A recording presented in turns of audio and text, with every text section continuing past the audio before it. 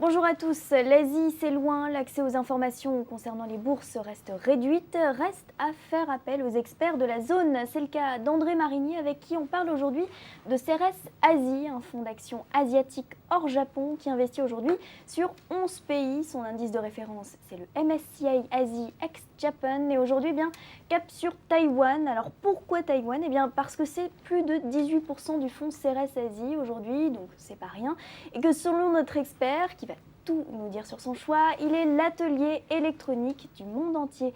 Notre expert André Marigny est avec nous aujourd'hui en plateau. Bonjour André. Bonjour. Alors, pourquoi Taïwan aujourd'hui? Eh bien, Taïwan, déjà, c'est une grosse capitalisation boursière. En Asie, c'est la 5e. Et d'autre part, c'est un pays qui se rapproche de la Chine de plus en plus, qui a investi énormément en Chine et qui va profiter de la relance chinoise et qui en même temps est un pays qui, comme vous le disiez, travaille énormément au niveau mondial sur l'électronique. Que fait Taïwan? Simplement de l'électronique aujourd'hui? Non, pas simplement, mais essentiellement, le gros de ses exportations est constitué de composants électroniques, de justement, semi-conducteurs. comment ça fonctionne avec la Chine? Parce que pour moi, il n'y a que la Chine qui travaille sur l'électronique. La Chine est un importateur de produits, je dirais, technologiques sophistiqués. Il les assemble et les réexporte.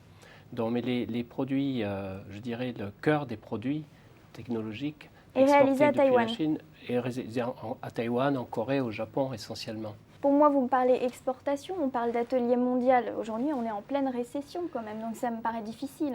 C'est difficile, surtout le dernier trimestre 2008 a été extrêmement pénible pour les Taïwanais. Bon, il y a certaines entreprises travaillaient. Pourquoi vous choisissez Taïwan? Parce que ça va beaucoup mieux aujourd'hui. On a eu les commandes à l'exportation du mois de février sont en baisse de 20%. En janvier, c'était moins 40%. Donc il y a une amélioration qui est due à un phénomène de reconstitution des stocks. Dans le monde entier, les gens ont déstocké, les magasins, les entreprises ont déstocké, et donc aujourd'hui, on est en phase de reconstitution de stock. Et donc, les chiffres taïwanais en ce moment sont bien meilleurs. Et pour cette raison, la bourse a beaucoup monté en février, et depuis le début de l'année, c'est la meilleure performance boursière dans toute l'Asie après la Chine. Donc ça, pour 2009, ça peut être une bonne idée?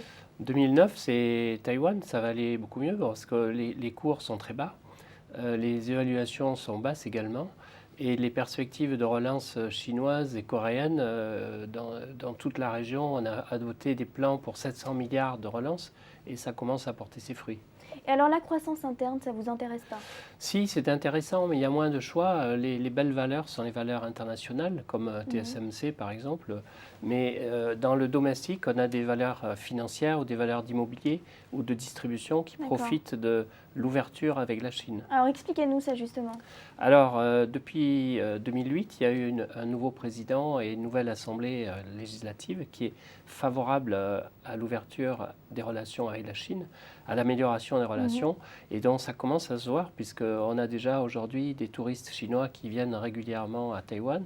On a des transports directs entre Taïwan et la Chine, ce qui n'était pas le cas auparavant, où on était obligé de passer par Hong Kong et perdre beaucoup de temps et d'argent. Donc ça, c'est des choses sur lesquelles vous allez vous orienter un jour ou ça oui, vous intéresse de regarder? On a dans nos fonds, on a des valeurs d'immobilier, des valeurs d'assurance sur Taïwan. On n'a pas seulement de l'exportation. Alors justement, parlez-nous de vos valeurs aujourd'hui, quelques valeurs comme ça. Oh, bien, nous avons des valeurs d'électronique, comme je vous disais, des OnHigh, des TSMC, des Motec dans l'énergie solaire. Bon, Motec, c'est un des plus gros fabricants de cellules photovoltaïques, donc qui profite beaucoup. Et ça, en quoi ça pourrait marcher? Ça profite beaucoup de la politique de nombreux gouvernements dans le monde qui vont développer le solaire au détriment de la consommation de pétrole. Donc c'est un secteur de grand avenir où on a plusieurs valeurs. À Taïwan, on a aussi des Everlight, qui est une société qui développe des ampoules à très faible consommation d'énergie, donc une grosse demande mondiale aussi. André Marigny, merci beaucoup. Merci. Voilà, et puis je vous rappelle qu'on présentait aujourd'hui l'une des zones géographiques Taïwan privilégiées dans le fonds Ceres Asie, proposé par Ceres Asset Management. Merci à tous de votre attention, à très bientôt.